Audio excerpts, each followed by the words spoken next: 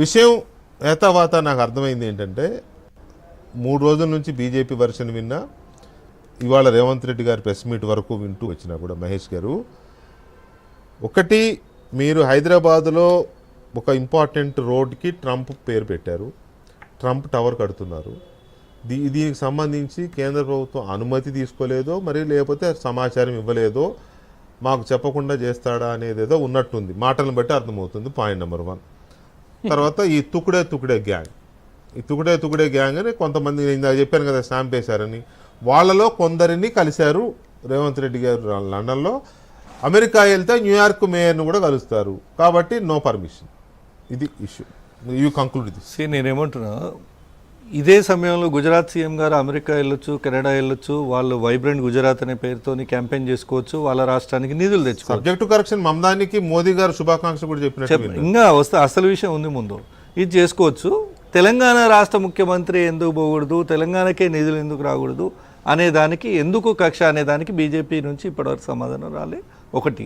2, ముఖ్యమంత్రి గారి కార్యాలయం అంతకుముందు, ఇప్పుడైతే సిఎస్ గారు ఇంకా ఢిల్లీలో పార్లమెంట్ సర్వీస్లో పనిచేసి వచ్చినటువంటి వారే వచ్చిండ్రు, సీనియర్ ఉన్నారు, వారి రిప్రజెంటేషన్స్ అన్నీ గతంలో ఇచ్చిన పద్ధతి, ఇదన్నీ ఎప్పుడూ రాసే కొత్త వ్యాసాలు కావు ఇవి. ముఖ్యమంత్రి గారు ఎక్కడ వెళ్తున్నారు, అమెరికా వెళ్తున్నారు, ఎక్కడెక్కడ మీటింగ్స్ ఉన్నాయి, ఈ పాయింట్స్ ఇచ్చి పంపించే ఒక సింపుల్ ప్రాసెస్. దాన్ని కూడా బూచిగా చూపించి పొలిటికల్ పోనీ అదన్నా మీ అటర్నీ కరెక్ట్ లేదని అనలే, పొలిటికల్ రీజన్స్ వల్ల మీకు అనుమతులు నిరాకరించడం అయినది, ఇంతే కదా తెలుగులో ట్రాన్స్లేట్ చేస్తే. పొలిటికల్ రీజన్స్ వల్ల, పొలిటికల్ కోణంలో, రాజకీయ కోణంలో దీన్ని నిరాకరించనైనది మీ పర్మిషన్ అనేదే వాళ్ళు ఇచ్చినటువంటి సారాంశం.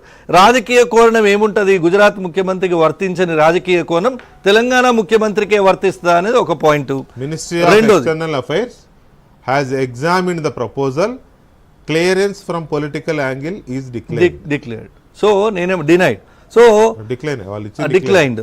సో వాళ్ళు ఏమంటారు, రాజకీయ కారణాలతో వ్యతిరేకించిన పర్మిషన్ ఇస్తలేమంటారు. నేను ఒకటి అడుగుతున్నా, ఒకవేళ న్యూయార్క్ మేయర్గా ఉన్న ఒక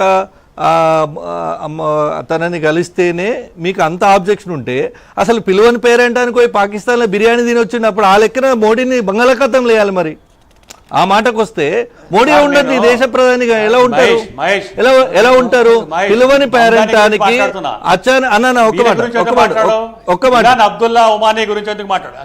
పాకిస్తాన్ పోయి పాకిస్తాన్ అధ్యక్షుని ఇంట్లో పిలువని పేరెంటానికి భోజనం చేసి వచ్చిన మోడీని ఎక్కడ వేయాలంటున్నా నేను. న్యూయార్క్ పోతే మేయర్ని కలిస్తే మీకు ఆబ్జెక్షన్ ఉంటే, రెండోది ఏమనంటే వైస్ ప్రెసిడెంట్ కలుస్తారంటారు, ఉత్తనే కూర్చొని ఆడ పోయి కూర్చుంటే వైస్ ప్రెసిడెంట్ వచ్చి కలిసిపోతారు. ముందే ఫిక్స్ అవ్వాలి కదా, అంటే వాళ్ళ అపాయింట్మెంట్ ఇవ్వకుండా రేవంత్ రెడ్డి గారు జస్ట్ వాకిన్ అంత పవర్ఫుల్ అంటే చెప్పండి. మరి మేము వాకిన్ ఎవరికి ఉండదు, ఏమంటే మోడీ ప్రధానమంత్రి టు ప్రధానమంత్రి అయినా సరే ఇద్దరి అపాయింట్మెంట్స్ ఫిక్స్ చేసుకున్న తర్వాతనే కుదురుతుంది. మోరోవర్ నవాజ్ షరీఫ్ ని కలిసినప్పుడు మోదీ గారు ఆయన ఆఫ్ఘనిస్తాన్ వెళ్లి ఇండియాకి రావాలి, ఒక 1 అవర్ టూరు మార్గ మధ్యంలో పోయి పాకిస్తాన్ లో దిగిండు. అసలు కంగారు పడ్డారు కూడా. అసలు ప్రోటోకాల్ వైలేషన్ అనేది అది మోదీయా ఇంకెవరన్నా, అది ఎవరు చేసిన ప్రోటోకాల్ వైలేషన్ కాదు, అసలు టూర్ ప్రోగ్రామ్ లోనే లేదు. మరి అప్పుడు ఆయన ప్రధానిగా ఎప్పుడో దిగిపోయి ఉండాలి మోడీ. కానీ అక్కడ వారు ఇప్పుడు సుభాష్ గారు వ్యక్తం చేసిన ఒక ఒపీనియన్, ఇంతకు ముందు రేవంత్ రెడ్డి గారు ముఖ్యమంత్రి అయిన తర్వాత, ఇది 3వ సారి కాదు 2 సార్లు వెళ్ళి వచ్చారు కదా, మరి అప్పుడు ఎందుకు అబ్జెక్షన్ రాలేదు, ఇప్పుడు వచ్చింది అంటే రీజన్ ఉండబట్టే కదా, మరి అప్పుడు అడ్డుకున్నారా కేంద్రం వారు అనేది ప్రశ్న వ్యాలిడే కదా. ఏమంటున్నా, 2 సార్లు ఎవరైతే అధికారులు ఏ నివేదికలు అయితే ఏ అటర్నీ అయితే ప్రిపేర్ చేసి పంపిరో అదే అధికారులు ఇప్పుడు కూడా పంపిరు. మరి అప్పుడు లేని ఆబ్జెక్షన్ ఇప్పుడు ఎందుకు వచ్చింది ఉంటది, అధికారుల్లో ఉండదు ఇబ్బంది. అంటే ఏంటంటే విదేశాల్లో గుజరాత్ ఒక్క మాట అమెరికా పరిసర ప్రాంతాల్లో గుజరాత్ సీఎం అడ్వర్టైజ్మెంట్ చేసుకుంటున్నాడు, క్యాంపెయిన్ చేసుకుంటున్నాడు వైబ్రెంట్ గుజరాత్ అనే పేరు మీద. మోడీ గారు గుజరాత్ పక్షపాతి, ఒక దేశ ప్రధాని అని మర్చిపోయి కేవలం ఒక ఆయన పుట్టి వచ్చిన రాష్ట్రానికే ఫేవర్ చేసుకోవాలనుకుంటే, తెలంగాణ బిడ్డగా రేవంత్ రెడ్డి గారు కూడా తెలంగాణకు పెట్టుబడులు కావాలనే కదా పోతున్నారు. మీరు ఆ కక్షతోని గుజరాత్కు పోయే నిధులు హైదరాబాద్ ఈ మోస్ట్ హ్యాపెనింగ్ అండి, ఎవరైనా అడిగినా చెప్తారు. ఈ భారతదేశంలో పెట్టుబడుల స్వర్గధామంగా హైదరాబాద్ను రేవంత్ రెడ్డి గారు నిలబెడుతున్నారు. ఎక్కడ పోయినా హైదరాబాద్ను కాలికి భయపడం పట్టుకొని ప్రపంచ పట్టణంలో నిలబెట్టాలని తిరుగుతున్నారు. కాబట్టి ఎక్కడ గుజరాత్కు పోయే నిధులు హైదరాబాద్కు వస్తాయని ఇది తెలంగాణను అవమానించినట్టే. తెలంగాణ అభివృద్ధి పైన కుట్ర జరుగుతోంది, గుజరాతీ అహంకారము ఆధిపత్యము అనే రేవంత్ రెడ్డి మాటలకి just 1 minute please conclude, time లేదు నాకు.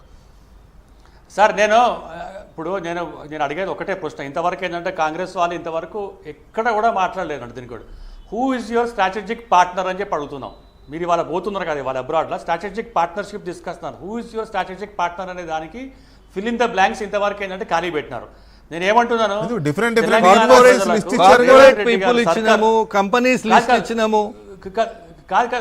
ఒక్క నిమిషం ఉండు.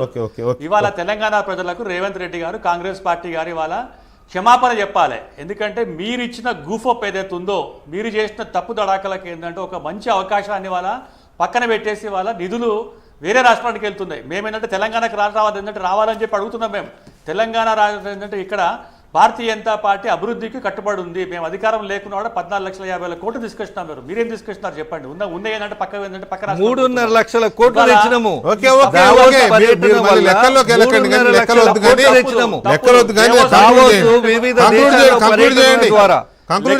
పేపర్ మీదనే ఉంది, సుభాష్ గారు పేపర్ మీదనే ఉన్నది, పేపర్ మీదనే ఉంది. మీరు చెప్పే లెక్కలు కూడా పేపర్ మీదనే ఉన్నాయి. తీసుకురండి రోజు. తీసుకొచ్చింది ఏమన్నా మొత్తం కనిపిస్తుంది కదా వాళ్ళ. సికింద్రాబాద్ రైల్వే స్టేషన్కి వెళ్ళి ఒకసారి